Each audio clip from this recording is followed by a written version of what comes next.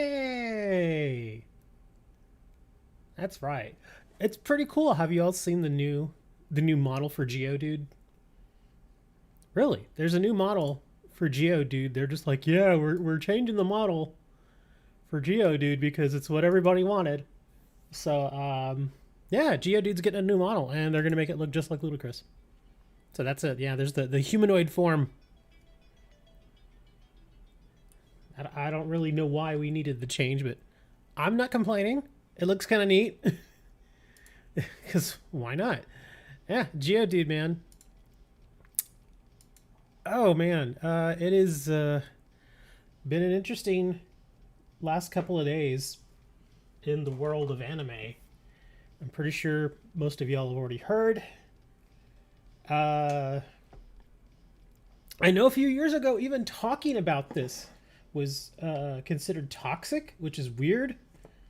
Um, but we're going to talk about it today because some big news broke. And Mr. Vic is not happy, obviously, because he's got to pay out a lot of money now. So yeah, where's my chat? Hold on, I'm rearranging my windows here. Where are my windows? Okay, here we'll put you over here. I'm gonna shrink you down. We'll put you right there.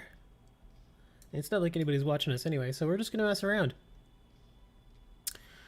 But yeah, lots of weird stuff going on in the world right now of anime.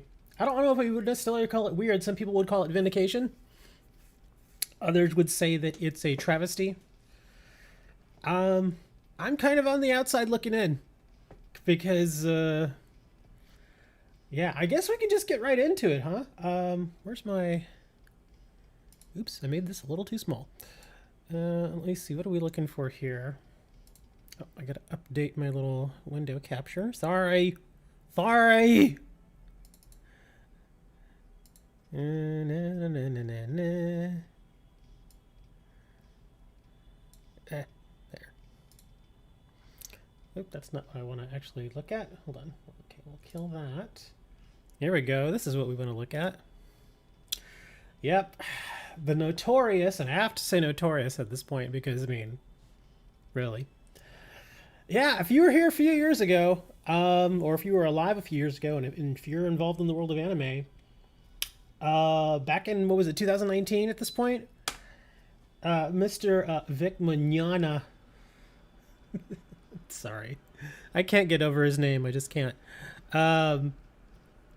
Vic Mignogna was accused of some improprieties. Apparently, it had been like, I guess it felt like it was like an open secret. One of those weird things where it's like people know about it, but they don't really talk about it. I don't know. But yeah, here's the deal here. We'll read the article and then I guess we can kind of go over the history. Vic Mignogna loses court appeals regarding compensation. There's been some updates regarding the court appeal over Vic Mignogna alleged defamation case. Court rulings and other information regarding the case have been put out, and Vic is to pay a hefty fee as ruled out by the court. Victor Joseph Mignogna is a well-renowned English voice actor famed mostly for his roles in dubbing Japanese anime, such as the voice of Edward Elric in Fullmetal Alchemist, as well as voicing the well-known Broly from Dragon Ball. Recently, however, this studio that he used to work for, Funimation, has led some investigations regarding his alleged predatory and, can't say that or I'll get flagged, accusations. Funimation's findings has since led to Vic being fired from his occupation, and he has since filed a defamation lawsuit in court. The lawsuit was filed on April 18, 2019, and in the final judgment, the judge has ruled Mignogna to pay a total of $238,000. Oh, that's a lot of money, man. Okay, the judge has also dismissed charges against Funimation regarding the defamation, and civil conspiracy has also been dropped. Another defendant of the case, fellow voice actors Monica Rial and Jamie Marchi, who have claimed to be victims of his past stuff. His charges against them have also been dismissed. It was also added that Mignogna must pay an additional $587,000 if he wishes to appeal the case. Ouch. Oh my gosh. Okay, in conclusion, I guess having overruled all of Mignogna's points and having sustained Rial and Toyle's sole cross issue, we affirm the trial court's judgment except for the attorney's fees amount awarded to Rial and Toy. Having determined that the attorney's fees amount awarded is not supported by factually sufficient evidence. Wow, okay. We'll keep going. Just recently, however, Mignogna has once again entered the court for an appeal of the 2019 case by Rial and Toy. I think that's how you say it. Is it Toy? Yeah, I think it's Toy. I'm not purposely saying that one weird. Rial and Toy were Vic's former colleagues and were also part of the 2019 case. For the appeal, Rial and Toy stated that the previous verdict was not enough compensation for the legal fees and other expenses regarding the last case. The case has just concluded with Mignogna having to pay additional fees to the defendants. The court has also rejected all of Mignogna's appeals, and now he must pay the additional due fee to the defendants. In the previous case, the judge had only ruled him to pay half of the fees. Wow, okay. For the defendants, which has led the defendants to appeal the case. Okay, that actually makes sense. Yeah, that's hard. That's a lot of money, man. That's getting close to $1 million there that he's on the hook for now. Yeah, again, they just kind of glossed over what the whole thing was about with Mignogna and his inappropriate behavior. But yeah, years ago this broke, and oh my gosh, I had never seen so much animosity just flare up in the anime community ever. It was just absolutely insane. Twitter went nuts. It was really bad on Twitter. It got super bad. Accounts were banned, people were reported, lawsuits filed, obviously. It was just ugly for a while on Twitter. In fact, it got so bad that a lot of the people involved, like a lot of the people that were speaking out, they ended up having to lock up their accounts so nobody could tweet at them, and they were getting all sorts of threats thrown at them. It was nasty. It was just a big old giant fight, really. It was just people were slinging mud left and right. It was pretty nasty. But yeah, just to kind of give you an idea of what Mignogna is supposedly guilty of. I have to say supposedly because, yes, he lost this court case, and the court case itself was a defamation case filed by him,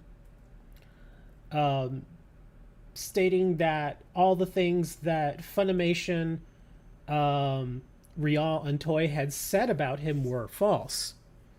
And I guess the reason why this is a big deal is because by the case being not only dismissed, but also him having now to pay the lawyer fees for the people who were defending themselves against this defamation suit. It basically says that the judge found that they didn't defame him at all, apparently, which would lead people to believe that the things that were said about him are true. And yeah, that was what happened in 2019 when everything blew up. Apparently, Rial, Monica Rial was the one that I remember back in 2019 that came out, and again, like I said, it was all over Twitter. It was a huge firestorm. She came out and said that apparently Vic had been inappropriate with her. I apologize, I don't remember the exact details, but apparently he had been inappropriate with her at some point. I imagine the same thing happened to Toy as well, and they all worked for Funimation. And so when Rial and Toy complained to Funimation, Funimation went through and they did I guess like some, I don't know, I guess an internal review of what was going on, and they found that he was doing bad things.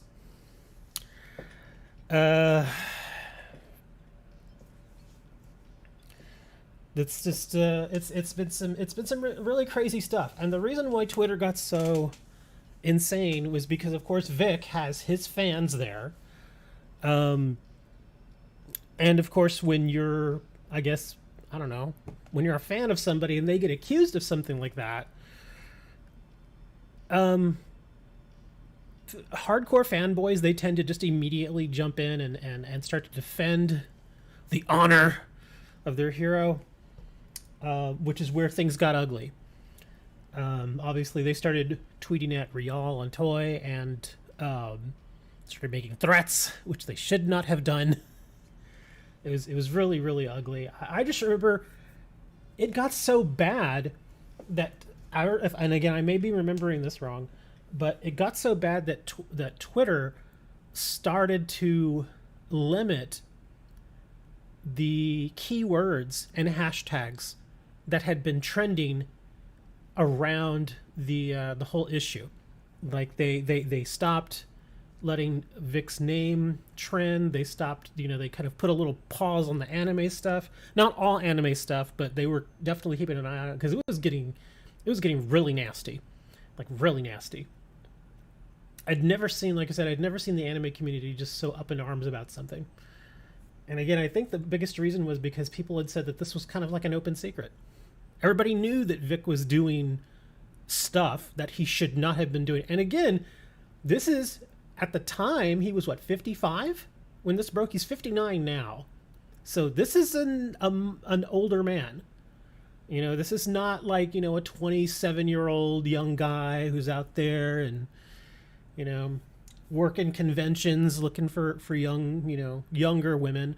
This is an older man who apparently, and I have to say allegedly because, again, there's been nothing substantial that would say that he absolutely 100% did it, although people would argue that this case confirms that what he's accused of is true.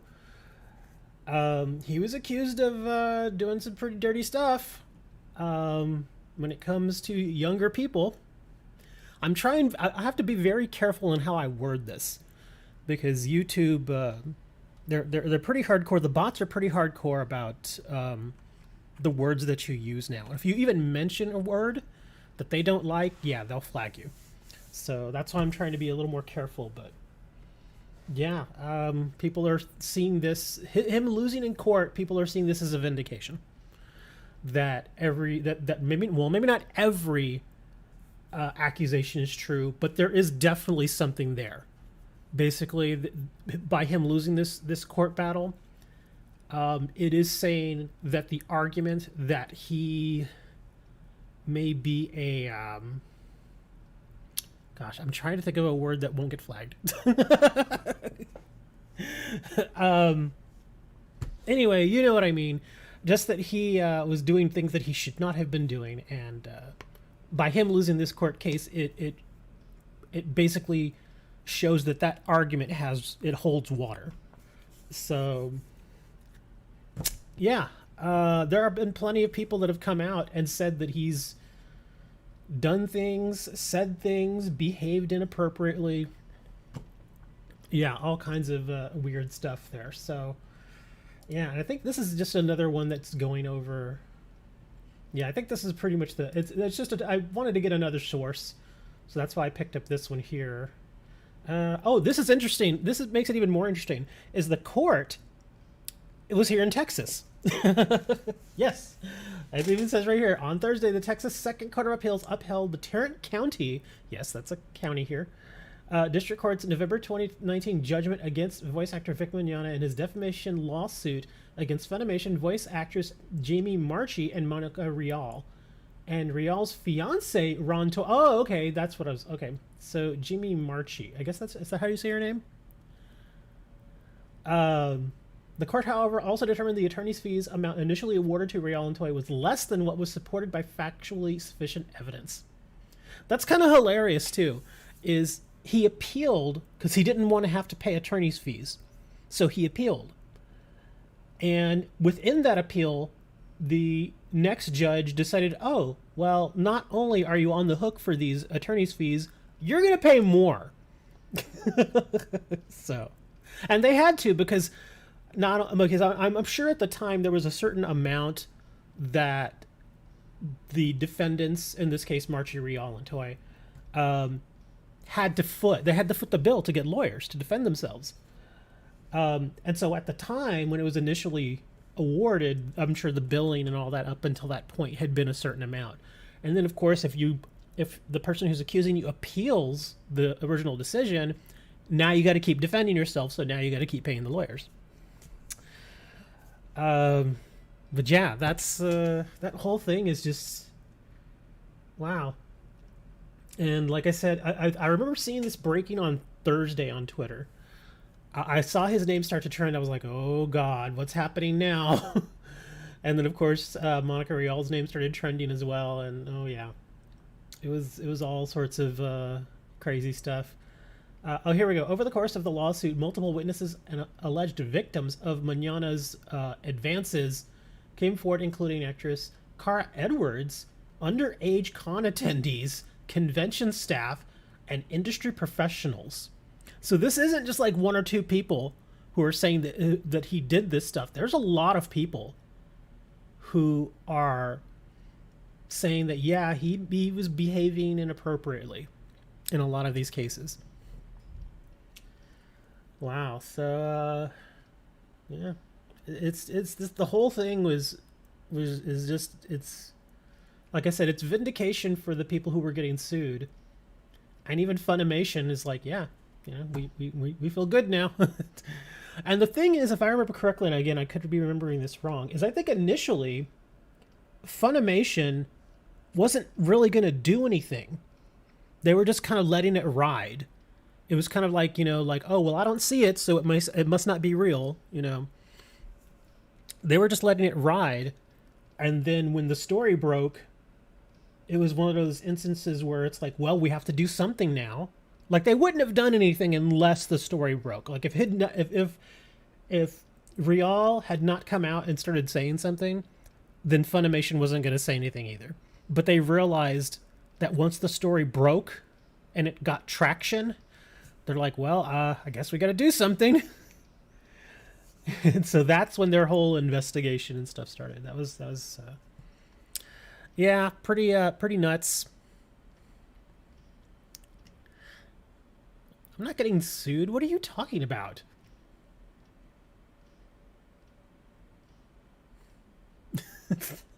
No, that whole card thing is. I'm not too worried about the card thing. It's just annoying that I'm gonna have to go through it. It's a process. Dude, that sort of stuff happens far more often than you'd like to think.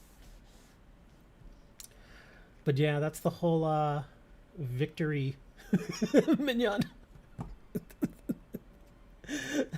Victory.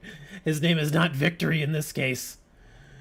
Let me see what else we got here. At least, oh, actually, I want to see. Let me see if there's anything, because I saw one article that had a little more background on the whole story. Here, we'll actually go to Wikipedia. Let me see, because I'm sure it's in here. Here we go. Yeah, here are the allegations. Okay, harassment allegations. Following the English release of Dragon Ball Super Broly, which prominently features Mignogna's vocal work, allegations of harassment. I'm self-muting certain words so I don't get flagged. Harassment against him began to surface on Twitter, with some allegations dating back to 1989. Multiple accounts alleged that he kissed, groped, and made lewd comments to fans without their consent, some of whom were underage. Voice actress Monica Rial and Jimmy Marchi tweeted their support for those speaking out and alleged that he had also harassed them. On January 22nd, 2019, Tammy Denbo, executive director of employee relations at Sony Pictures, opened an investigation based on reports made by Rial, two female fans, and a former Funimation employee, which concluded a week later with termination of his contract. On February 5th, Rooster Teeth, which is another animation organization, severed their business relationship with him, and Funimation recast his role of the executive in the morose Mononokean. Multiple anime conventions also removed him from their guest list. In response to controversy, Mignogna categorically denied any accusations of harassment. Mignogna issued a statement of regret during his panel at a Bach Anime 2019 and again via Twitter on February 13th, 2019. Fans donated over $262,000 to a crowdfunding account opened by lawyer Nick Rakita, who assisted Mignogna in acquiring Ty Beard as his attorney. On February 20th, Mignogna confirmed on Twitter that he was pursuing legal action and later filed a $1 million lawsuit against Funimation, Real, Marchi, and Ron Toy for defamation and torturous interference. Funimation filed a response on June 12th, 2019, denying Mignogna's allegations. On September 6, 2019, a judge dismissed 7 of the 12 claims, ruling in the defendant's favor. Mignogna was required to pay all of Marchi's legal fees. On October 4th, 2019, Judge Chup announced the remaining claims had been dismissed. Mignogna filed an appeal on October 24th with a hearing set for November 21st. Chup later ruled that Mignogna was required to pay $223,042.42 for defendant's attorney's fees. So yeah, that's basically the situation in a nutshell. It doesn't really get into the mudslinging and everything that was going on. It was nuts. The whole thing was just nuts. Man. It was again. It doesn't feel like it was that long ago. It was at the beginning of 2019, so that was what 4 years ago, 4.5 years ago now. It doesn't feel like it was that long ago, but I guess hey, time flies. It's kind of crazy. Oh man, I'm sure when he got the news, he was just like, bruh. It was, gosh, man, that's a lot of money to have to pay. It really is. But I mean, I know why he filed the suit. I mean, because when you get people who are accusing you of these types of things, it's either, well, you gotta own up to it and hope that when the dust settles, you still have a job, or you need to go full Counter-Strike and just, go for it. But yeah, I think the reason why he decided to actually pursue it was because he got so much money from that crowdfunding. $262,000. That's a lot of money. That's over $250,000, and that probably is what gave him. It kind of gave him this idea that maybe he actually was right and that he hadn't done anything wrong. And so that's why he pursued it as hard as he did. And then of course he filed, when he lost the original claim and he filed the appeal, he was like, well, I have to file the appeal now, because if I don't, then I'm out all that money. But again, he rolled the dice there because he lost this, the second ruling on it. And so now he owes even more money. And yes, he can appeal again if he wants. But again, that's another roll of the dice. Because it's going to be out even. At some point, you just got to cut your losses and say, okay, fine, I'm going away. So maybe that's what he's going for here. But yeah, Mr. Mignogna is he's pretty much I guess his career's pretty much over at this point, huh? I can't imagine anybody would really want to hire him. I mean, considering, and I'm not, knocking voice actors, but when you really think about it, there's only a handful of voice actors in the business these days that I like. When I hear their voice, I instantly recognize them. It could be that I was never, because I've mentioned it before, I never really watched Dragon Ball or Dragon Ball Z or any of that stuff. So maybe that's why I don't really care that he is no longer Broly. But yeah, I don't think anybody's really going to miss him. As far as his work, I mean. I don't mean the improprieties of the things that he did at conventions and work and stuff like that. What I mean is nobody's really going to miss him when it comes to his voice and his voice acting. So, yeah. I think overall, him being gone, it's a good thing. You don't need people like that around. because it's only to make things worse. So, goodbye, Mr. Mignogna. It was not nice knowing you. That's yeah, you can't do that stuff, dude. People are eventually gonna talk. You can only get away with that, and I think the biggest reason why he kept doing it is because nobody said anything. I mean, why would you stop doing it? If nobody it's kind of like the Harvey Weinstein thing. It was like an open secret in Hollywood, but because he had so much clout and held a lot of power in that industry, nobody said anything. They just kind of let it happen until finally people started speaking out. And then, of course, the few people that did speak out, they got blacklisted, and then they were suddenly not getting roles anymore. In fact, one of the people that spoke out about it, I believe, was Mira Sorvino, daughter of Paul Sorvino. She actually won an Academy Award for one of her roles. And allegedly, Weinstein, that is, tried to have her do certain things. And she was like, nah, man, I'm not doing that. I'm not, not going to do that.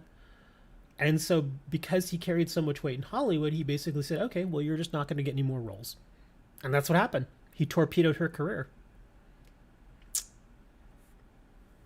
So, yeah, I don't think Mignogna had nearly that much pull. I just don't think people are going to miss him. It's kind of like, okay, good riddance, go away. Let other people who actually behave correctly come in and get some roles here. Speaking of Dragon Ball, I did hear about the new Dragon Ball movie. I know Young Ya was posting on it on Twitter about how he went to go see it, and the unfortunate thing about movies like that is, at least for me here locally, there is no place here that is screening that movie. It's just not being screened here locally. So even if I were a big Dragon Ball fan and I wanted to go watch that film, there wouldn't be anywhere for me to go watch it. So it's like, unless you live like in New York or LA, it's actually kind of hard to find a place that's screening the movie. But yeah, like I said, I'm not a big Dragon Ball fan anyway, but so it doesn't really affect me, but yeah, unfortunate. And going back on one of the comments that was shown here earlier, Moni said, and recently there was also the Damon Mills controversy. He is another Funimation voice actor where he was accused of blah blah a blah blah and some very terrible comments. That name sorta rings a bell. Let's see, Damon Mills, right? Let's see. American voice actor and ADR director known for his work in anime dubs for Funimation. Yep. Uh-oh. Where's the news? Let's see. Let's see. Wow, I'm actually not seeing any news about any sort of allegations against him. It could be that there's just no articles. I mean, yeah. Let me see if his Wikipedia page has it. I guess maybe his name isn't big enough. Yeah, I'm not seeing anything about him. How old is that news? Was that news fairly recent? Because I'm not seeing anything here. It's been a couple of months. Yeah, there should have been something written about it.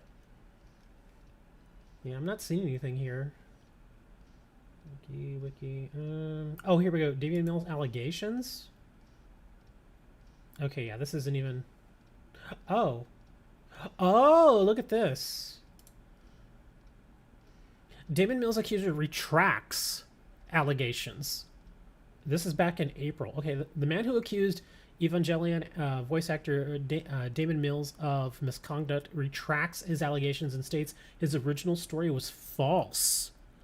Oh, okay. Let me see. A statement has been released by Kenneth Burke, an attorney representing Damon Mills. It states the following: any language quoted from the cease and desist sent to Duncan was written by me and does not represent a statement from my client. To be clear, that language has been misinterpreted. Damon Mills has never had a romantic or blank relationship with Duncan. The consensual relationship referred to in that legal document uses the word's standard definition: a continued association between two people. In this case, a friendship. Okay. Damon vehemently denies any romantic relationship with Duncan, as well as the accusations made against him. Okay. Furthermore, Duncan has released a document detailing their story and the retraction of their allegations.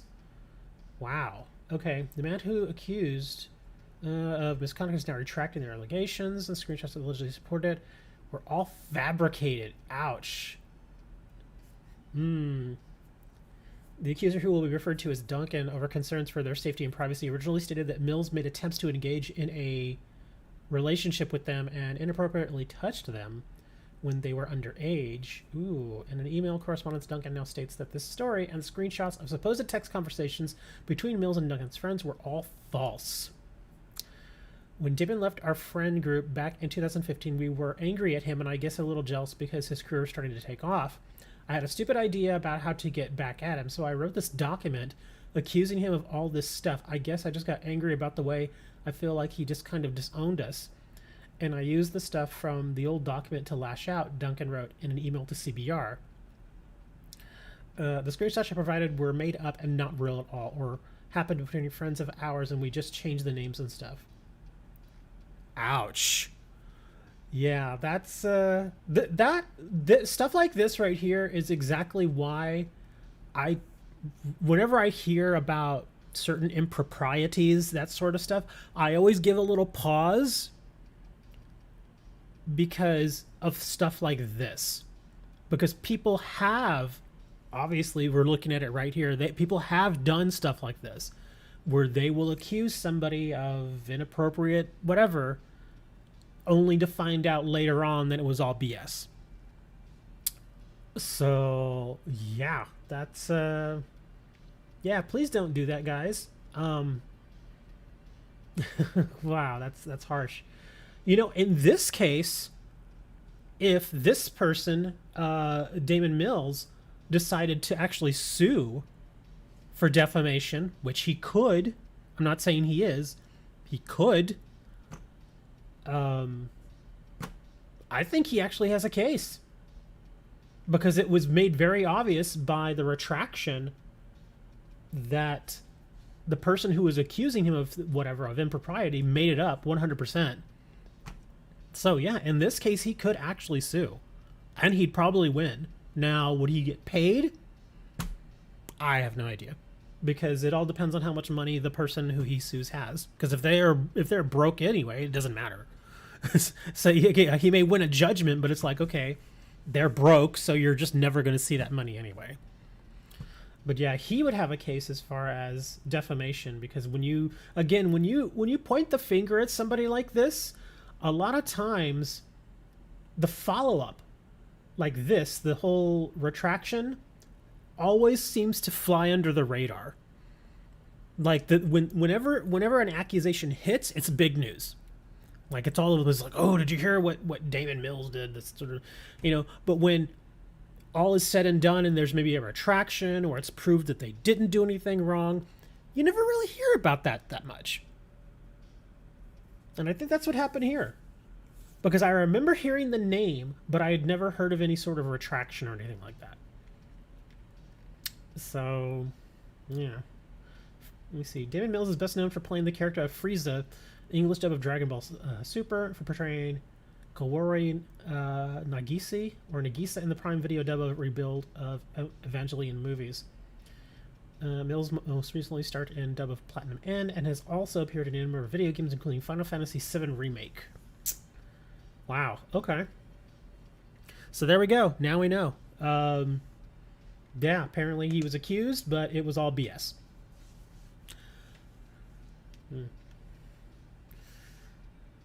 Oh, well, I mean...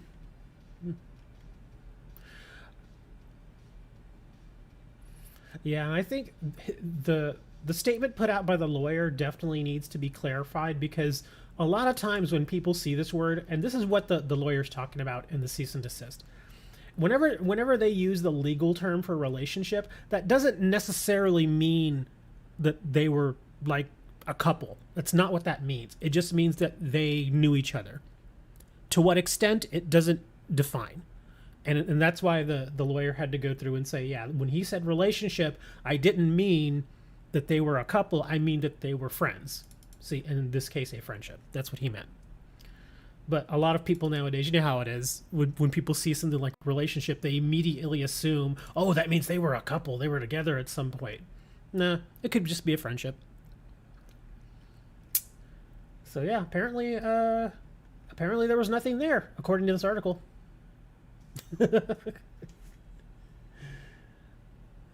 So, do we want to move on from all the weirdness of all these accusations and court rulings and stuff, and move on to something a little more fun, like Pokemon Go embarrassing itself? Yep, Pokemon Go embarrasses itself at World Championship. I haven't read this, so this is going to be new for both of us. The Pokemon World Championships is the biggest stage for everything competitive in Pokemon, and Pokemon Go is taking part for the first time in London in 2022. But unfortunately, it's embarrassing itself in front of everybody. Ever since the Go Battle League was added as a feature to Pokemon Go about 2 years ago, bugs and connection issues have plagued the PvP mode.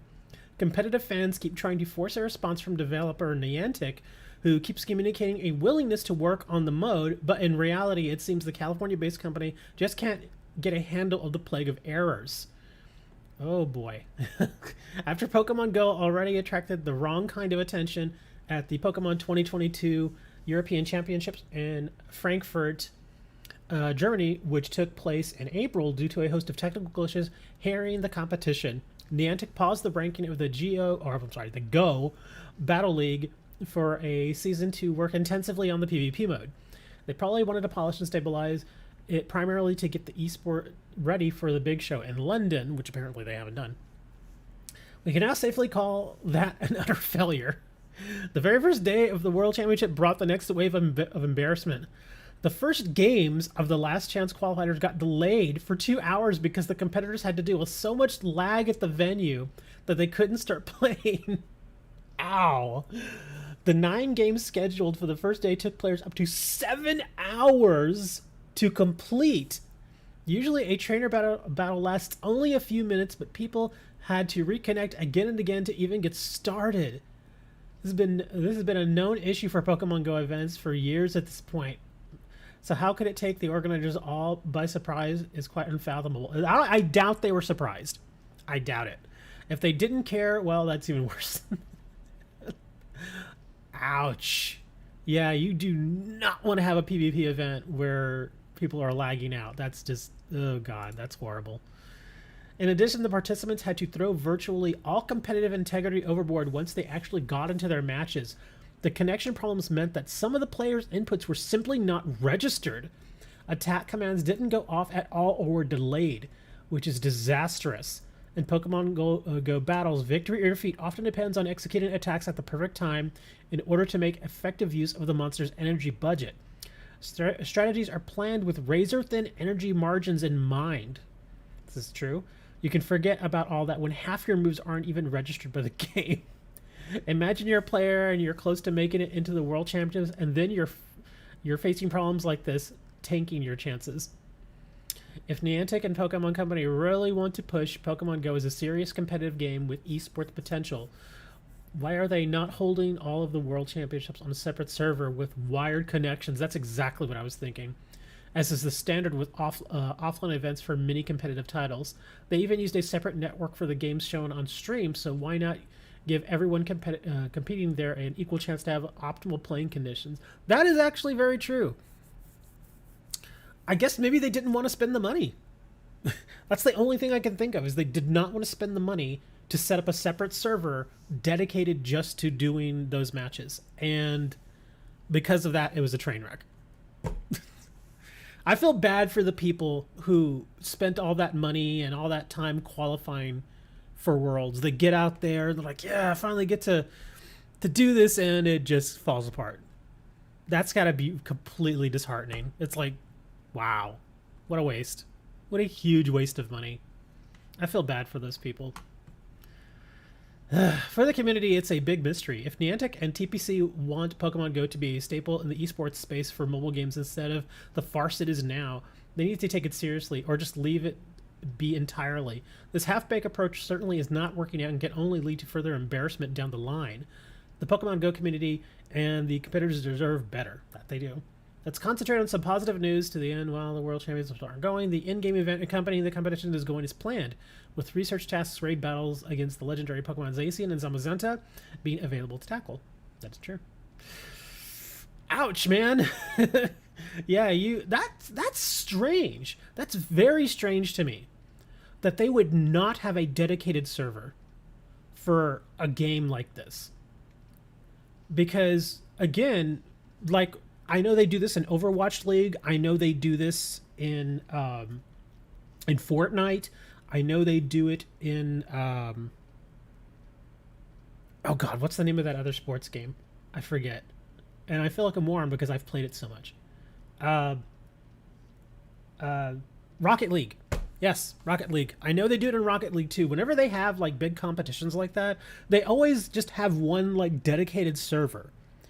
And they take the data from those players and they just import it to the server so that they have access to, you know, all their characters and that sort of stuff. So yeah, I mean, and Pokemon, again, this is a brand with billions and billions of dollars behind it. And Niantic is, it's like, come on, man. You can't have a world championship caliber event and then have this sort of thing. Having to wait 7 hours just to have a battle that takes like 5 minutes. Ugh. That has got to be depressing. That is going to be super, super depressing.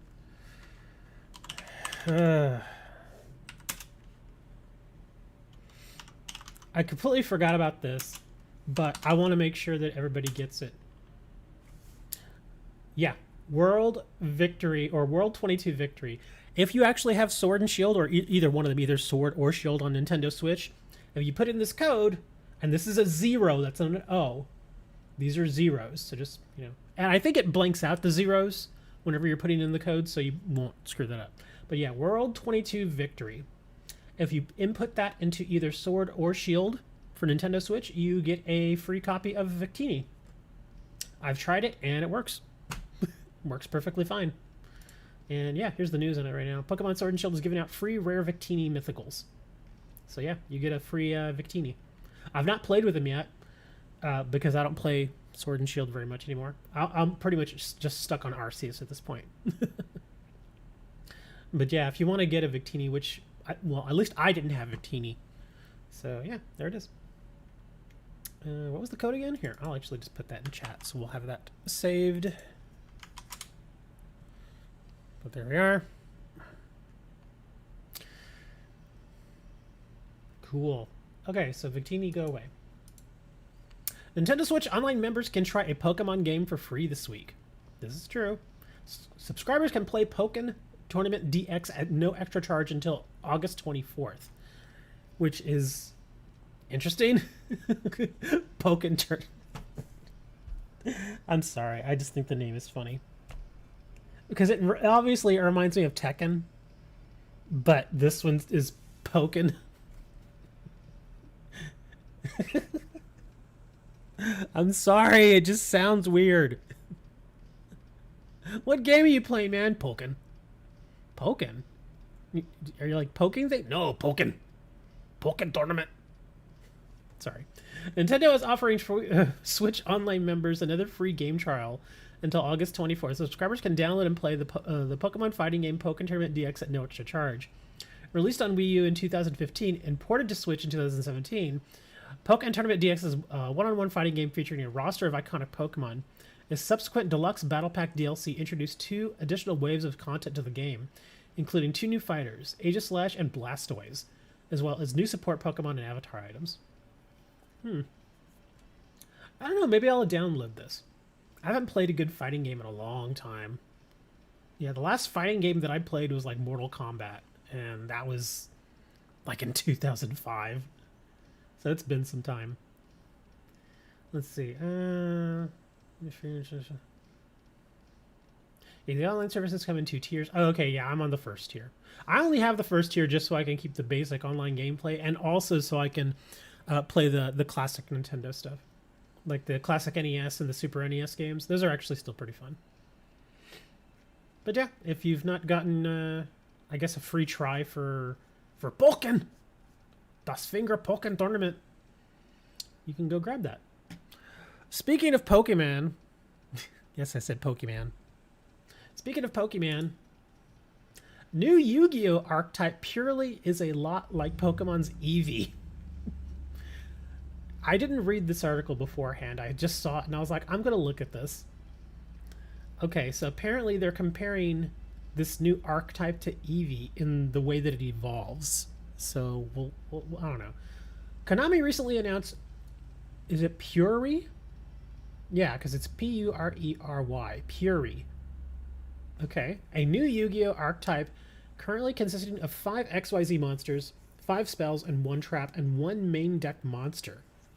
Though these cards represent a novel and potentially powerful playstyle, what has fans abuzz is the similarity between Puri and Pokemon's most pluripotent protagonist, Eevee. Okay. Though most observers have focused on the physical resemblance, the two have other notable commonalities. Both creatures have a branching evolution pattern which requires some external input to trigger, and each seems hard to find. Becomes fairly accessible once you know where to look. Finally, both quadrupeds give players the opportunity to make strategic choices to clinch victory. Given their similar appeals, fans of one series might find their favorite Fluffball's crossover counterpart provides a familiar entry point to the other. Interesting. Puri and Eevee look a lot alike. Yeah, we get that. It's hard to argue against Eevee and Puri's similar likeness, since a Google reverse image search of Puri itself actually pulls up Sylveon, Eevee's fairy type evolution, as the first hit.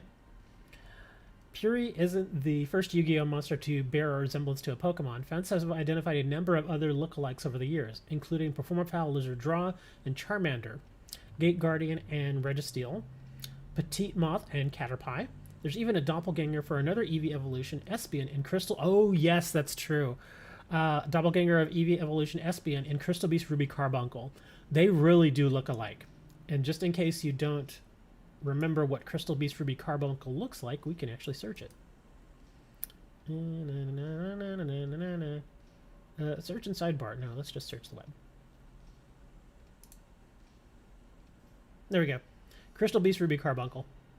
Not the best pick, but it kind of gives you an idea. So yeah, I mean, I mean, there's obvious differences, but there is a little bit of a similarity there, kind of the similar colors and the similar makeup. Carbuncle's a little smaller, but yeah, they do seem kind of similar there. So there you go. The Yu-Gi-Oh! Monster and Pokemon share a branching evolution pattern. Puri and Eevee's similar branching transformation patterns have also caught fans' eyes. Eevee is currently able to evolve into 8 different unique forms. At initial announcement, the Puri archetype included 3 rank 2 monsters and 1 rank 7 monster, with another rank 7 monster announced just this week. Similar to starter Pokemon such as Charmander, Puri must first rank up into one of the intermediate rank 2 monsters, an example, Charmeleon, before evolving into the more powerful rank 7, i.e. Charizard. Most archetype most archetype reveals are a teaser rather than the full set, so Puri may end up with just as many XYZ targets as Eevee has evolutions. Neither Puri nor Eevee can natively evolve. Like Eevee, Puri can't power up into its stronger forms without the player taking action first.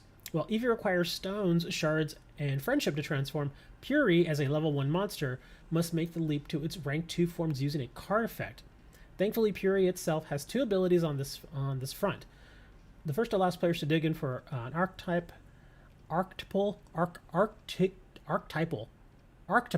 never mind.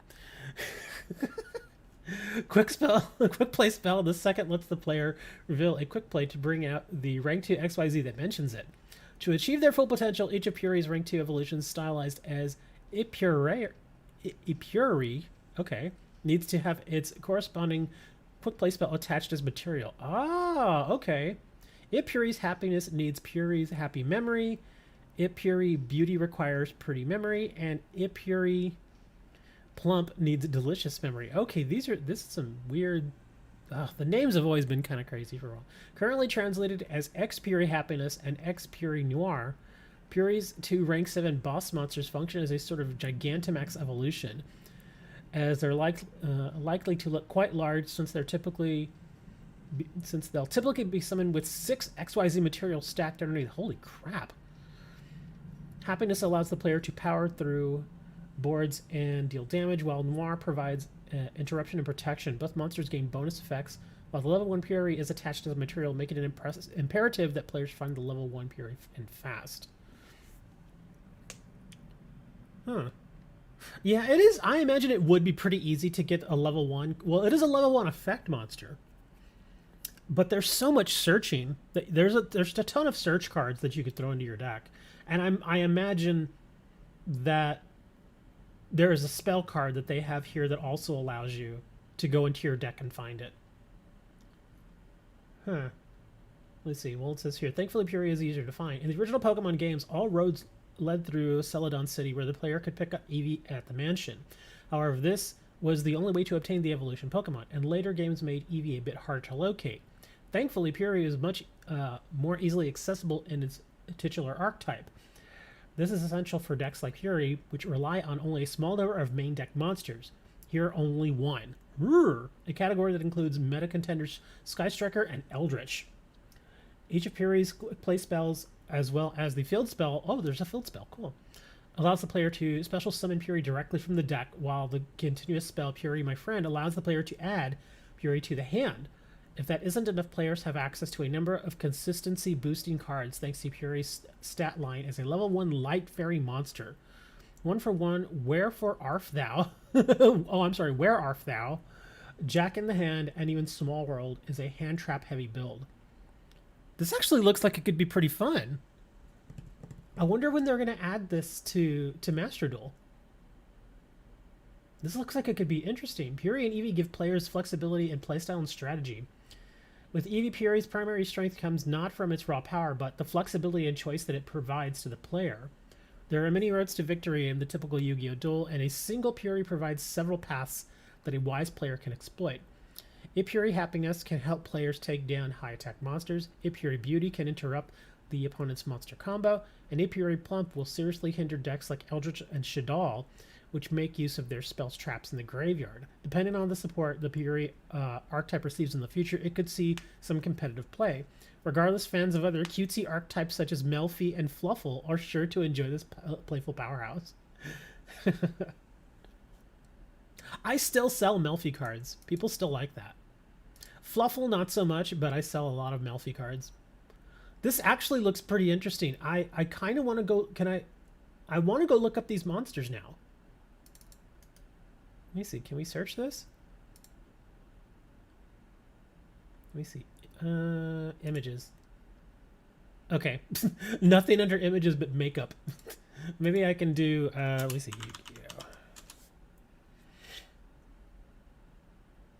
Can we just get some images?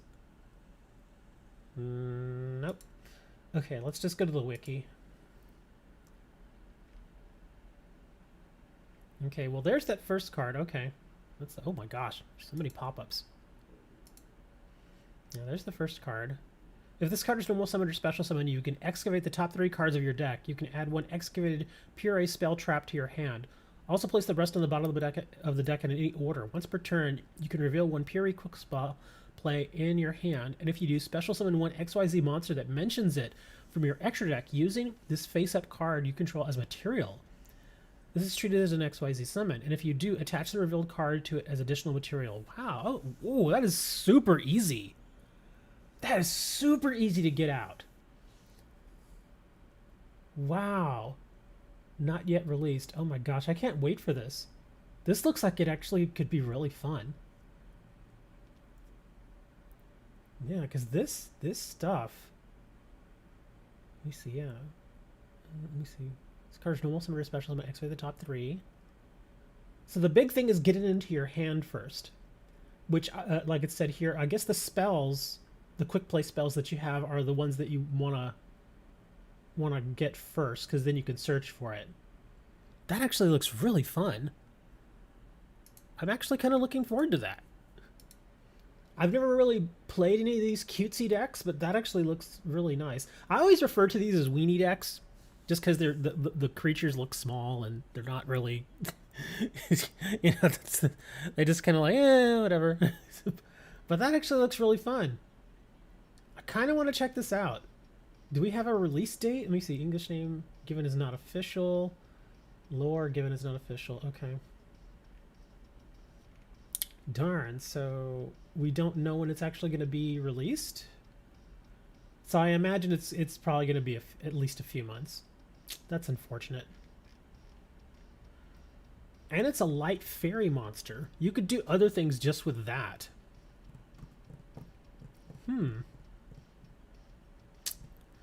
Could be good. Could be fun. Ugh.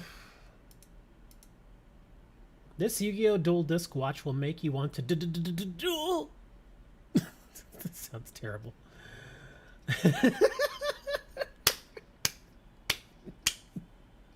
Oh my god, I love this. Look at this thing. It's so cool.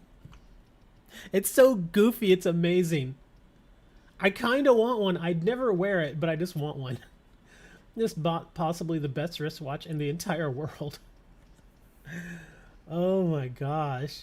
Yu-Gi-Oh! Is one of the biggest franchises in anime, and its monsters have become stuff of legend. From Creeper to Blue Eyes White Dragon, this series introduced to the world some wild monsters, and it did so with the help of tech we've yet to master. In fact, Dual Disc remains one of the coolest pieces of tech in anime, and fans can bring it with them everywhere they want if they have the money to shell on a Dual Disc. Recently, Yu-Gi-Oh! Went viral after netizens like Taco, yes, Taco, reminded the world that Dual Disc wristwatches exist. Over in Japan, promotional watches were sold as Seto Kaibo's iconic Dual Disc. You can now find these collectibles on the secondhand market if you are keen. I imagine these are expensive. As you can see, these rituals are now available well after their release by Weekly Shonen Jump. The average secondhand price ranges from $230 to $330 plus shipping. Ouch. But if you are a diehard Yu-Gi-Oh fan, well, you can always save up. Of course, let's be clear with something about this watch. It is honestly one of the coolest pieces of vintage Yu-Gi-Oh merch out there. But when it comes to practicality, well, let's just say the reviews on this watch make it clear it's not meant for everyday wear, obviously. The Dual Disc is a bit cumbersome, you know. That does look cool, though. And it's a very basic watch. It's like, it tells the time and that's it. That's all it is. But that is still pretty neat. And I'm kind of curious if there's, we can check eBay. Let me see. Is there something I could just copy and paste here? Here, let me bring up eBay here. Let's see. Yu-Gi-Oh! Dual Disc watch. Wow, these are expensive. There's plenty of them. Yeah, there's a few of them here. Oh, look, there's a keychain. Oh, okay, maybe not plenty. There's 3 of them here. Oh, look, this one's still sealed. Limited rare from Japan. Yeah, still sealed. Comes from Japan. $322. Again, it is neat looking. But $322 neat? Nah, I don't think so. Not, here, I'm kind of in the way. Not that, yeah, I'm not shelling out $322 for a watch. Again, it's neat. And I think there will always be at least a tiny bit of demand for stuff like this, but yeah, that seems like a lot of money for something that's really just kind of, like it said in the article, a novelty. Still a better investment than NFT. Maybe. Well, here's one that was taken out of the package. Still looks kind of neat. I wonder if did they actually wear it? Yes, they did actually wear it. You can tell by the wrist strap. So they actually did put this one on. Jump Comics Weekly Jump, made in China. Oh, that's terrible. Sounds bad. So that's kind of cool. And then here's another one. Well, this one's actually much cheaper. It's $227 plus $22 shipping from Japan. That one looks pretty neat too. Yeah, it's the exact same thing, but this guy's wanting $100 less, or about 80 when you factor in the shipping. I mean, because really, it's just the reason why I'm just like, nah, I can't really see myself buying something like this is, again, it's cute, it's neat, but let's be real honest, it's basically a hunk of PVC. It looks kind of neat, but once the novelty wears off, you're like, well, I spent $250 on this. Do you really want to dump $250 on something that will be funny for like 20 minutes, and then after that you're just like, eh. And even then, I wouldn't want to take it out of the package. As a collector, I would not want to take it out of the package. So I would get it, I'd pull it out of the shipping box or whatever that it came in, and I would sit there and look at it for like 20 minutes. And be like, huh. And then after that, it'd be like, okay, now what do I do? Yeah, I wouldn't know what to do with it afterwards. I guess I could put it back up on eBay and sell it again. But again, you have to bet on the fact that there's at least one person out there that's willing to dump, $250 on what is basically a gag. Just 3D print a mini dual disc and buy a 5-cent wristband. That's actually true. You could do that. And then you could paint it. You could paint it yourself. You could print it, sand it down, and then paint it yourself. Although some of the details on this are pretty small, so you might have a little bit of a hard time 3D printing this. You would have to change out the your nozzle. Oh, I think somebody's leaving a package for me. One sec, I'll be right back.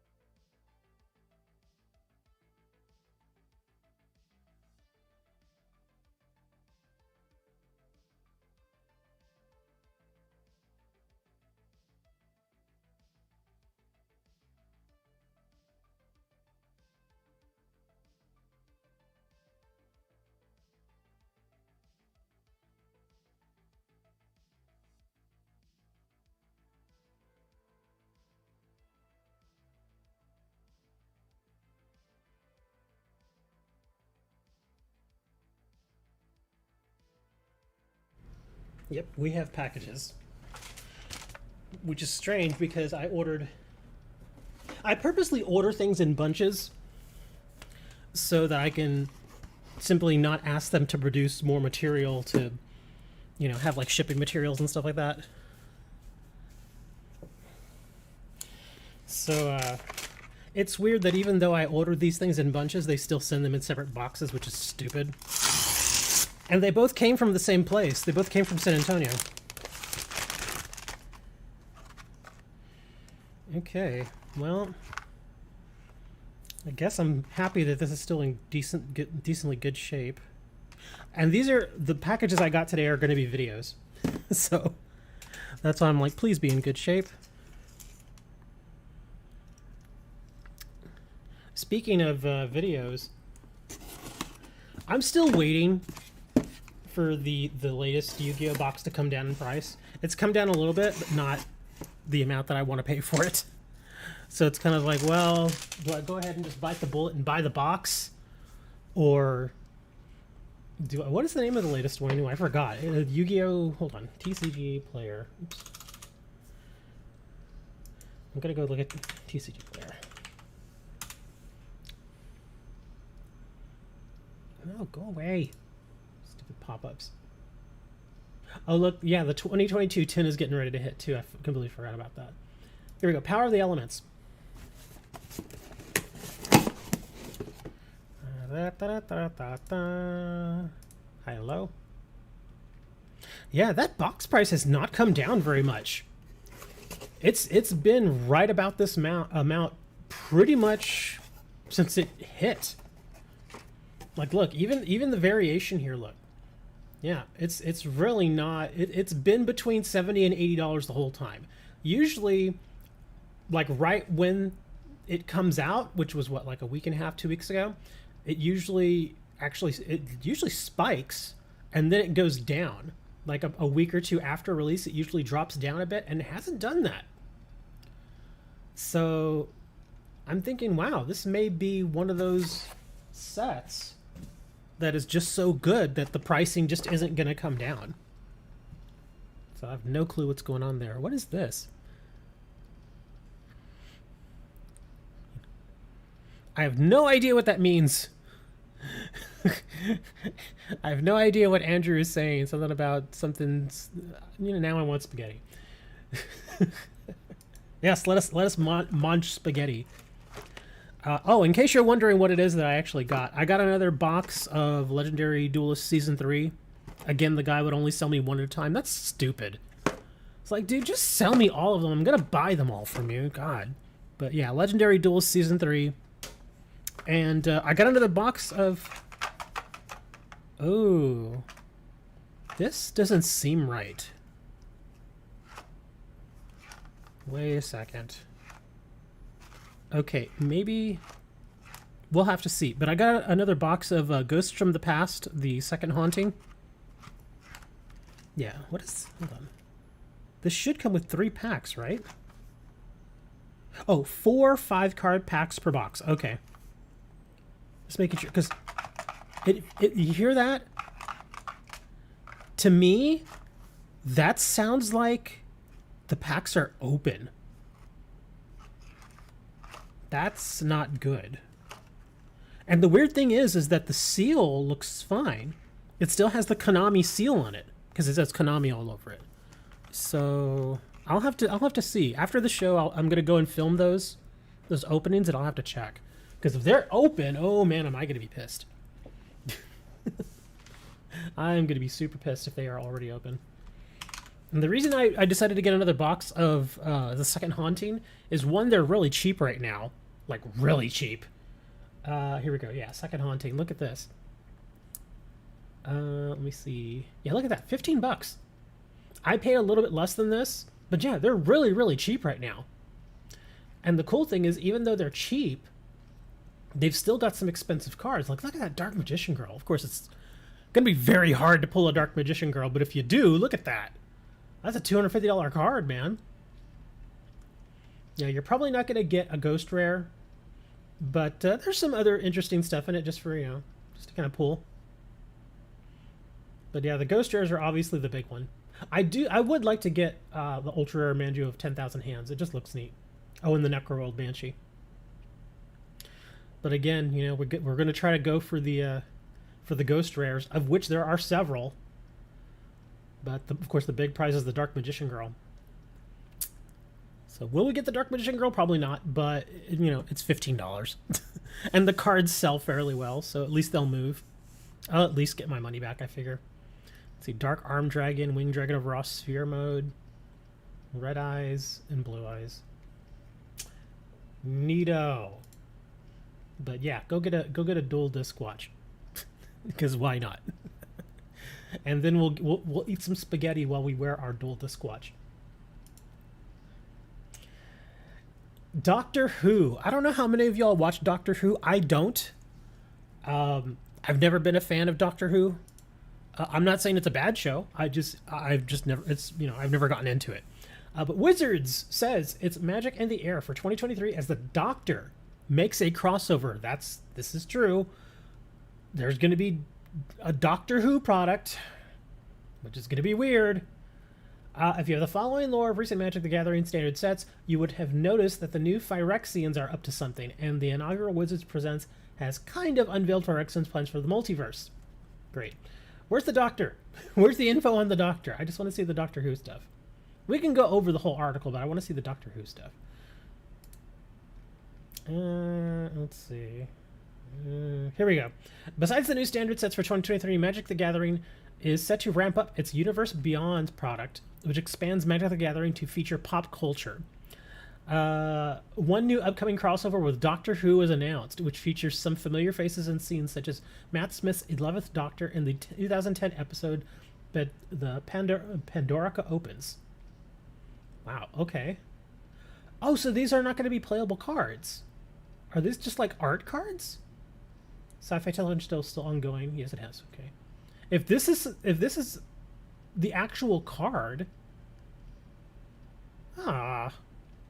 really? I thought we were gonna get like playable cards. Oh, that's too bad. I mean, they look neat. The art looks cool, but I thought we were gonna get like I thought it was gonna be like a secret lair.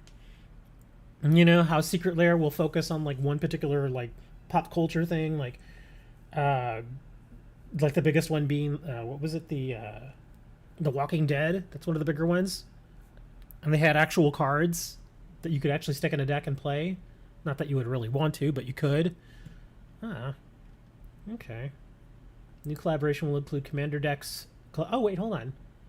Maybe I should read this, huh? The BBC cipher is still ongoing. Okay. The new collaboration will include commander decks, collector boosters, and secret lair drops. Okay, so it is going to do secret lairs. So expect to see more scenes from BBC's possibly most famous and the world's longest-running action-adventure television show featured on cardboard. Okay, so these are just art cards. But we are apparently going to get playable cards. Okay. Oh, and they're also going to do a Warhammer. Wow, okay. And they're going to be soul rings. Cool. Middle Earth. Wow, beyond that, we can finally traverse Middle Earth with Frodo, Aragon, Gandalf, and whoever else we have here from Lord of the Rings stories in the third quarter of 2023, along with a rather intriguing artwork for the Battle of Pelennor Fields. Wow, look at that. It's a series of cards. How many cards is that? Let me see. 1, 2, 3, 18 cards. Pelennor Fields was the greatest battle between Sauron's forces and Gondor in War of the Ring at Minas Tirith. New artwork unveiled is a set to span across 18 individual magic cards, borderless scene cards that can be put together to reveal the full image. Yeah, I imagine these are just going to be art cards then. That looks really interesting.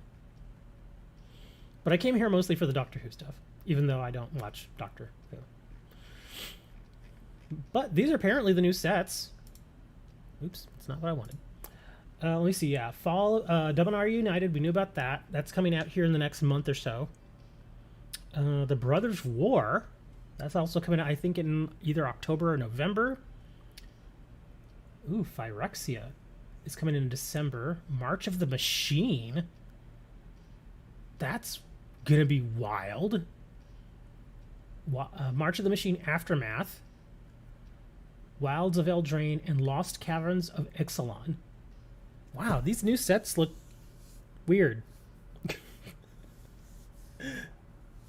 Okay. Yeah, the March of the Machine. I wonder what they're going to do with that. Does it have anything here about March of the Machine? Dominaria United, Brothers War, Nostalgic Familiarity, New Phyrexia. March of the Machine, the Aftermath is exactly... Okay. Arc will conclude with the standard set March of the Machine in the second quarter when the whole multiverse comes together for a climatic battle with the Phyrexians. Wow. Okay. I see. So it's basically they're bringing in all the various planes and throwing them all together. Oh, that's gonna be weird. Wow. I know Moni's like, dude, I don't play Magic. I don't know what any of this means. Basically, there are planes in Magic the Gathering. I guess lore-wise, there are certain planes that are... It's basically like universes, like worlds. Like Dominaria is a world. Ixalan is a world. Eldraine is a world or a universe. And the whole thing that they're trying to do is they are... Basically, in March of the Machines... It says here that they're going to basically just throw all of the various worlds together, or heroes from all the various worlds together, and throw them into a set. And it's supposed to represent like a massive battle.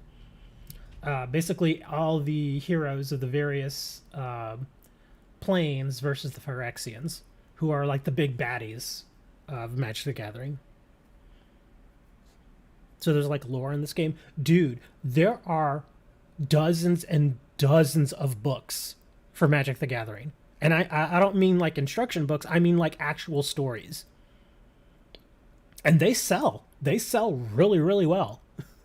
Yeah, there is the Magic the Gathering stuff, those books have been around forever.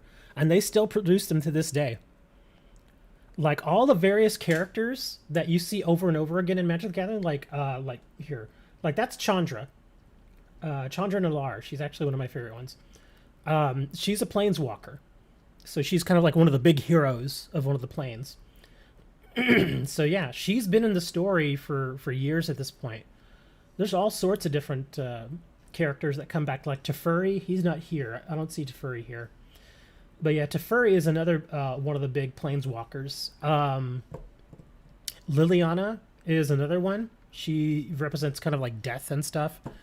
But yeah, there's all sorts of lore in the game. It's like if you're into like fantasy, that kind of stuff, wow, there are a lot of Magic the Gathering books that you can get into. So like if you actually like Magic the Gathering the game, but you've looked at the cards and the art and always thought, oh well, I wonder, what's the lore behind this character or that character or this location, I can tell you right now, that stuff is probably in a book.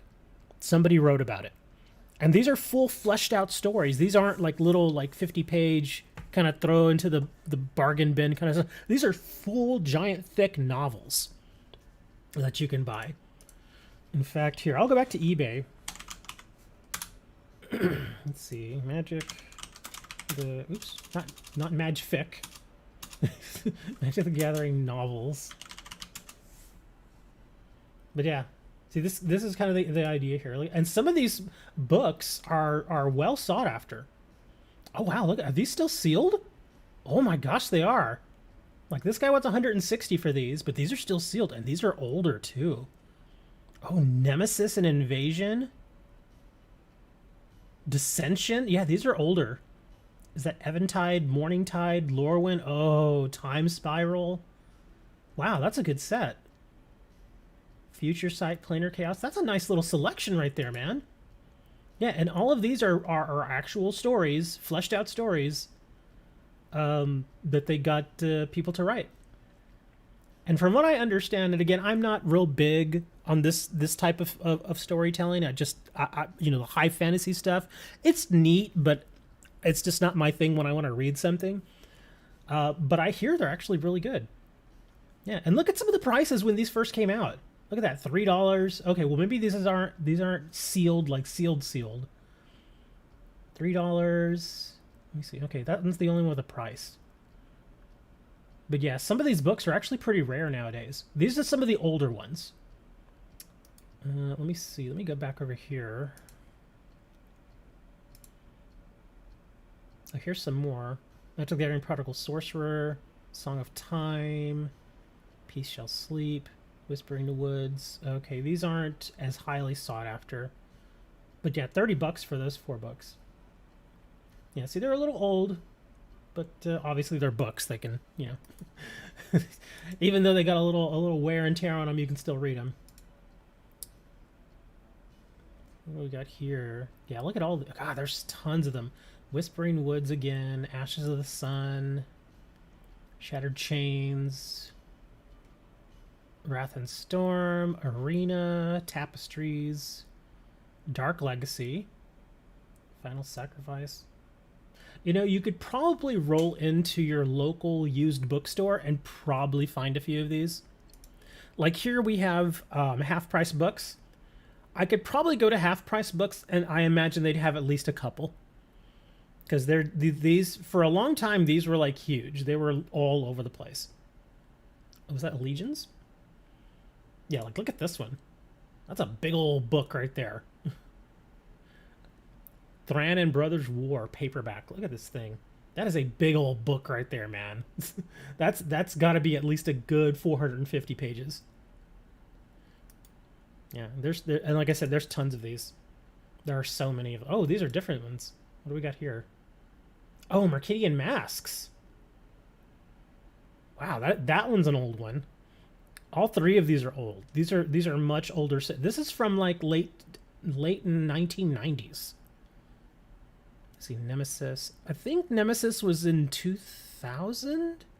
I can't remember exactly, but yeah, some of these books are a bit older, but I mean, they're books. It doesn't really matter how old they are. They still have something. Yeah, there you go. Look, copyright 1999. Which this one here? That one doesn't have a copyright. That one also doesn't have a copyright. I bet this was sold as a bundle. Yeah, I'm pretty sure this was sold as a bundle. But yeah, these came out in '99. But yeah, there's like a whole culture of people out there that love reading these Magic the Gathering books. And like I said, I heard they're really good. Let's see, Eternal Ice, Guild Pact, Artifacts 2, Arena, Shattered Alliance, Legions, War of the Spark Ravnica. Wow, that one's actually really cheap. This is a fairly recent one. This one's only a few years old.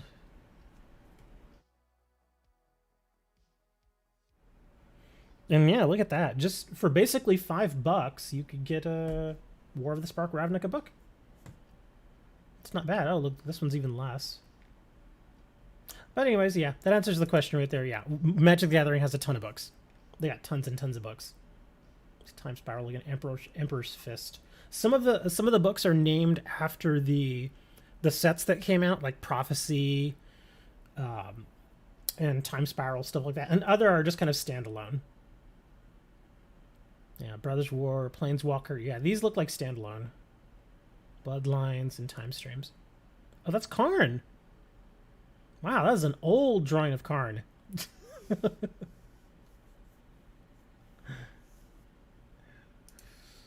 Kind of neat.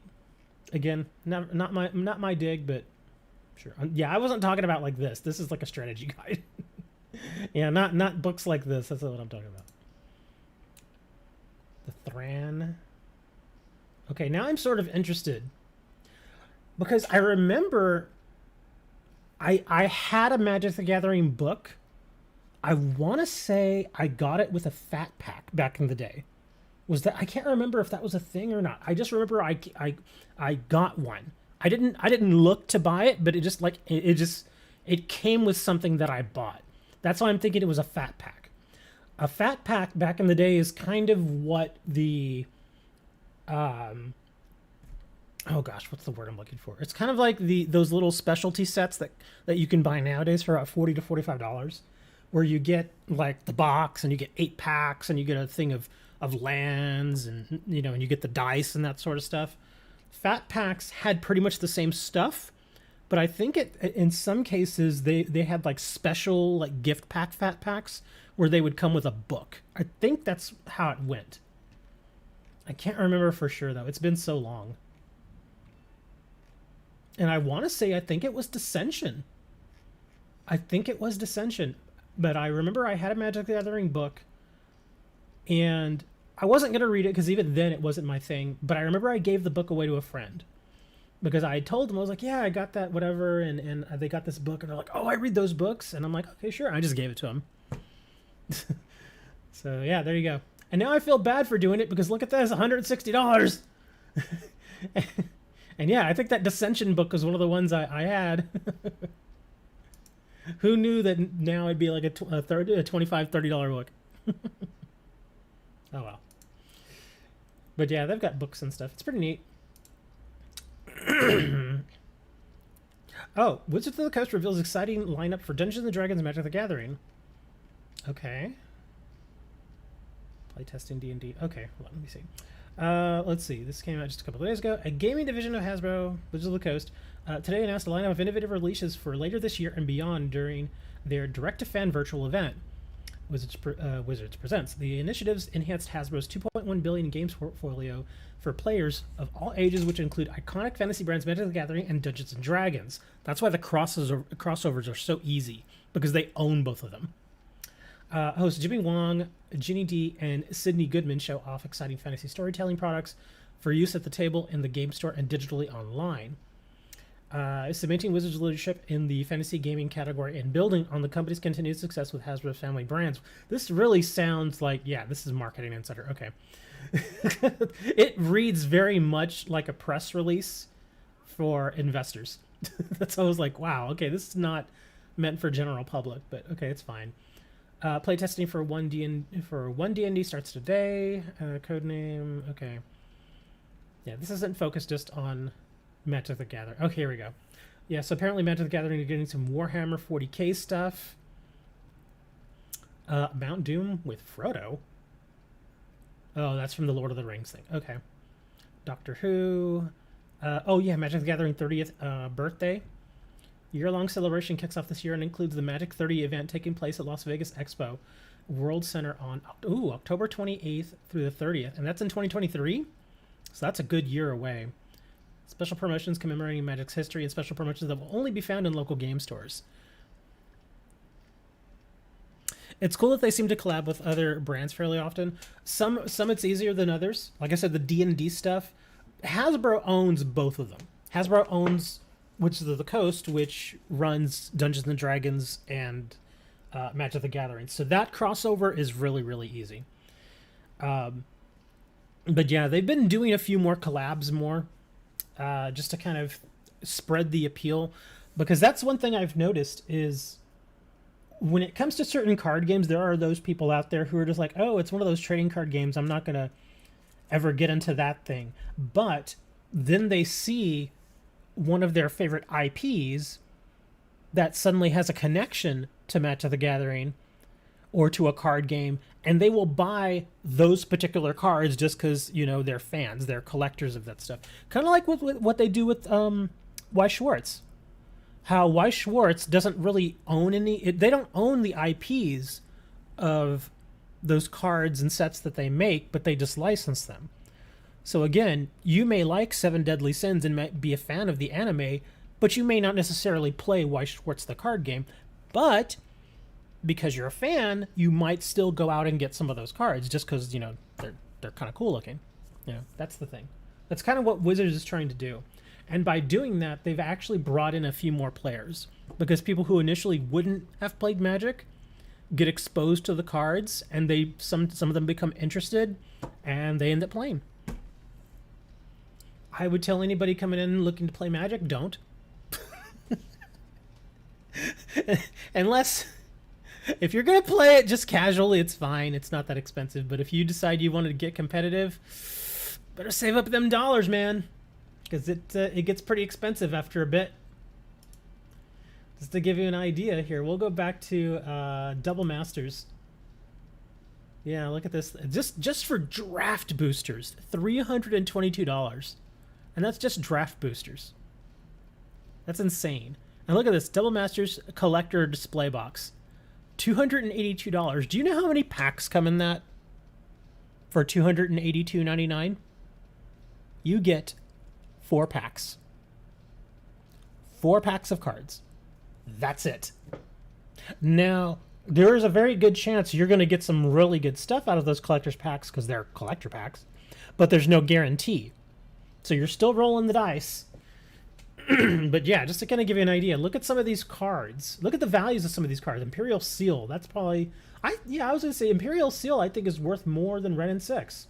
And it should be. Oh, but that's a textured. Oh, okay, that's why. And that's a foil etch. That's right, because Ren and 6 has that textured foil. And as far as the art goes, I actually like this Imperial Seal better. Move a little bit. I think the art on this one looks better than this one, but that's foil etched. That's why it has that. And then you've got Liliana. And the thing is, these textured foil cards, they really are hard to get. On average, you get 1 textured card every 8 collector booster displays. Meaning that you would have to buy 8 of these, basically a case, which here, look, there's a case right here, $2,400. $2,400 for 1 case, which is 8 of these, and 8 times 4, that's how many packs you get. And you will probably get 1 textured foil. 1. And there's no guarantee, obviously, which one you're going to get. Like this one, worth a good amount of money. They're all worth good money, but obviously not all of them are as much. Like this Emrakul, cool card, textured foil, but he's only $100. And I say only $100 because, again, if you want pretty much to guarantee you're going to get one, you got to dump a lot of money into it. Yeah, well, Double Masters is a premium product. I'll say that too. That's why these boxes are super expensive. It's a premium product. It's not, generally it's not meant for like the regular everyday casual player. This is for people that are either like hardcore players or hardcore collectors and sellers. That's what this is for. Because if you want something that's just for casual players, then yeah, you don't get that. You get like Baldur's Gate, which wow, this got really cheap. Baldur's Gate is really cheap right now. Look at this. That is below map pricing. That is insane. I purposely avoided Baldur's Gate because that set, it's just, and again, you were like, I have no idea, it's Magic, I don't really follow this stuff. But yeah, this set has really tanked, like bad, like really bad. Yeah, map pricing, I think, for this particular product was $89. So when you see people selling it for this much, they're essentially taking a loss. They're just trying to move the product out and reacquire the capital so they can buy more product of something else that's coming out. So yeah, I guess if you're just a casual player, that's a great deal. It really is. It's a great deal if you're a casual player, but the set itself is kind of meh. Same thing here. Look at this. Collector's box, $166. Wow, that is cheap. Map pricing for these is like $220. I think, no, $220 is too much for this one. I think this one is like, I can't remember. But yeah, this is definitely below map pricing. Yeah, that's actually really, really cheap. I wouldn't buy it even at that price, but yeah, because in order to try and get your money back, you'd have to get a Copper Dragon. At least a single copy of one of the Copper Dragons, which in a collector's box is actually pretty, you're probably going to get one, maybe. Because in this one, you get more packs. Because like I said, the other one is a specialty product. This one isn't. So I think with this one, I think you get 12 packs. Yeah, this should be 12 packs. Yeah, there we go. Booster box contains 12 Commander Legends Battle for Baldur's Gate collector's boosters. Yeah, so you get 12 of them, and each of them have 15 cards. And the cool thing about these is, wow, look at that price dip. Oh my god. It is right at the low right now, too. Holy crap.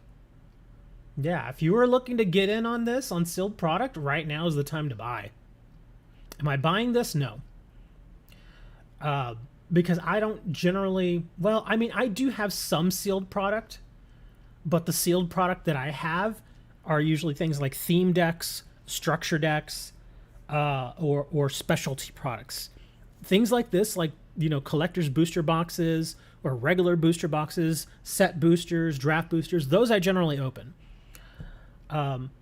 But if anybody actually wanted to buy it right now, this is a really cheap price. And I hate to say it, but there's a good chance this is going to go even lower. I wouldn't be surprised if this hits 160. Yeah. And again, like I said, the set itself isn't horrible. The biggest problem with the set is that it's huge. It's a very, very big set. So certain cards like this, like Ancient Copper Dragon, Ancient Silver Dragon, basically the Ancient Dragons are where the money is in this set. So whenever you buy something like a collector's box, you gotta hit at least a couple of the Ancient Dragons to make it worth it. If you don't, it's like, ugh. And the big one, like I said, is the Copper Dragon. So if you can hit a Copper Dragon, any of the Copper Dragons really, then you're pretty much okay. You'll at least make your money back if you were to turn around and sell the cards, that is. But yeah, here we go. Black Market Connections. That's actually, surprisingly, this is a rare that's actually worth good money. But the other ones, like the Ancient Golds and the Ancient Brass and stuff, these are all mythics. And usually that's where the money is in this particular product. If you can find a product where the rare slot has good value, and again, there are some rares in this set that are pretty good, but again, the fact that the set is so big is what hurts it. Like this Displacer Kitten, this version of it, which is the regular version, used to be a $15 card. Now, obviously, it's much less. Here's the extended art. That one's still got a good value on it, but again, that used to be a $20 card. The Archivist, that's a pretty good pull.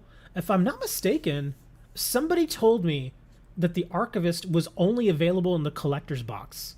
I don't think that's true, but that's what I was told, and I've not bought this product, so I couldn't say. But yeah, he used to be more expensive too. He used to be a $20 to $25 card. Now he's 15 and 13.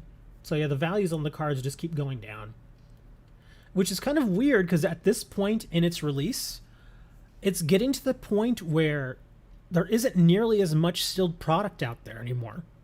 It's like when the set first comes out, they usually throw out like, so many thousands of booster boxes and set boosters and that kind of thing. But obviously when the set comes out within the first few weeks, people start opening the product. And so there's less and less sealed product. So you would think that since there's less sealed product available, that the value would actually go up. In this case, it's not. It's continuing to go down. And the biggest reason it continues to go down is because people think there's going to be a restock. Meaning that there's pretty much a second print run that they think is going to happen, and they're going to release more of it. I don't know if that's going to happen here, though. Another thing is that these this land cycle in here, I think the land cycle is actually pretty good, but they just aren't that expensive. Like, look at some of these land cycle cards, like Luxury Suite, $6. That's actually kind of low for a land cycle. Same thing here, $5.70 for an extended art Promenade. Yeah, Spire Garden. Yeah, these are actually pretty cheap. Sea of Clouds. That's actually very. I hate to say this, for a collector, these prices are not very good. For a player, for a casual player, these are actually pretty decent prices. Because if you can get 4 copies of Sea of Cloud at $4.31 each, that's actually not bad. But that's if you play that particular land cycle. And again, going back to Mythics, let's see. Yeah, it's all the Ancient Dragons. Those are your big Mythic hits right here. The Copper's the big one, and then I believe it's the Brass and the Silver.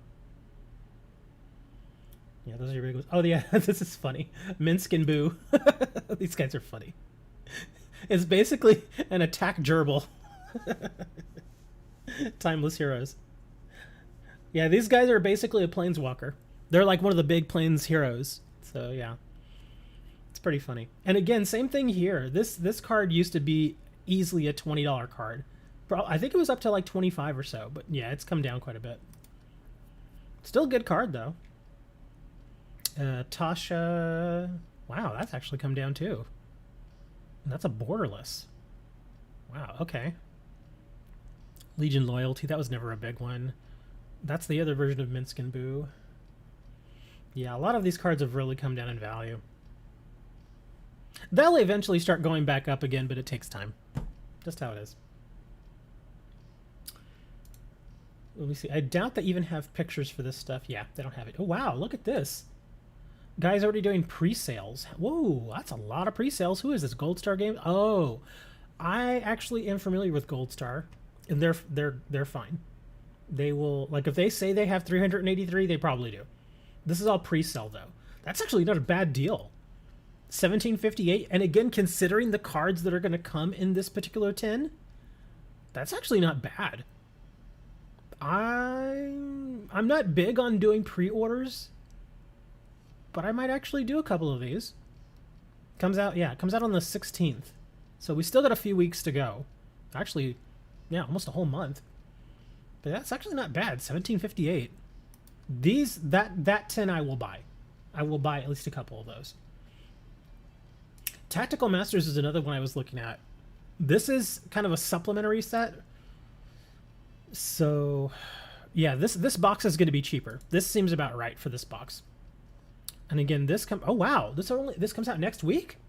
I did not even know that. I thought it was going to be in September. Okay, yeah, it's ticking back up again. Yeah, I'll definitely get a box of these because it's 62 bucks for a box like this. That's pretty good. Of course, they don't have any pictures yet. What are these? Oh, these comes with collector's rares. What do we got for the collector's rares? Trap Trick, Droll, and Lockbird, Cosmic Cyclone, Runic Fountain, Arian the Labyrinth Servant, Astrograph Sorcerer. Oh, Scapegoat. Oh my god. Collector's Rare Scapegoat. Anti-spell Fragrance. Wow, that's some interesting reprints here. So, Cosmic Cyclone, Scapegoat, Anti-spell Fragrance for the collector's rares. Okay, so those are pretty decent reprints. And then of course the regular stuff here. Yeah, I wouldn't really pay too much attention to these prices right now. This is all pre-sale. So these prices are definitely going to change. But that looks like an interesting box. Definitely want to check that box out. I think we're done. Yeah, I think that's it. That's pretty much all the news that I had planned. I actually thought that I was going to talk about the whole Vic Mignogna thing for much longer, but I kind of got sick of it because it's like at this point it's like, I don't really care about that dude. He can go away at this point. Don't really want to mess with him. That guy's just a real big. Yeah. Don't want to deal with him. What is all this? Uh-oh. What the dog doing? Sorry. I think I'm done. I'm going to go open these products. Again, Ghosts from the Past, the second haunting. I sincerely hope this wasn't resealed. I don't think it is. The seal looks good, but the inside just sounds... Yeah, listen to this. Yeah, it's not supposed to be doing that. But I'm going to open it on camera, so if there is a problem, I'm definitely letting my seller know. Be like, hey, bro, I'm not saying it was you, but somebody resealed this. So we'll have to check that out. And then I'm also going to open this Legendary Duelist Season 3, which, in case you're wondering... Actually, I'll go back to TCG Player. Where are we? Here we go. Season 3. I don't think there's any super expensive stuff in here. Yeah, here you go. Yeah, the most expensive stuff is the Magician's Souls. So, not super expensive stuff, but some interesting reprints. I just hope I don't get another Harpy's Pet Dragon. Nobody is buying this thing. I would much rather get the Liquid Soldier. That thing looks pretty good. Oh, wow, the Dark Magicians. We'll have to see. I'm going to film these. I'll probably post one later tonight, and then the other one probably on Monday. Anyways, thanks for hanging out. Go and eat some Richard spaghetti. And, yeah, I guess that's, is that it? That pretty much it? Are we done? I don't know if we're done. Wait a minute. Is this? Hold on. What the? Anyway. Thanks for hanging out, guys. I'll be in Discord. Yeah. Goodbye. Have fun. Go and eat a taco, everybody. We will, see you all later.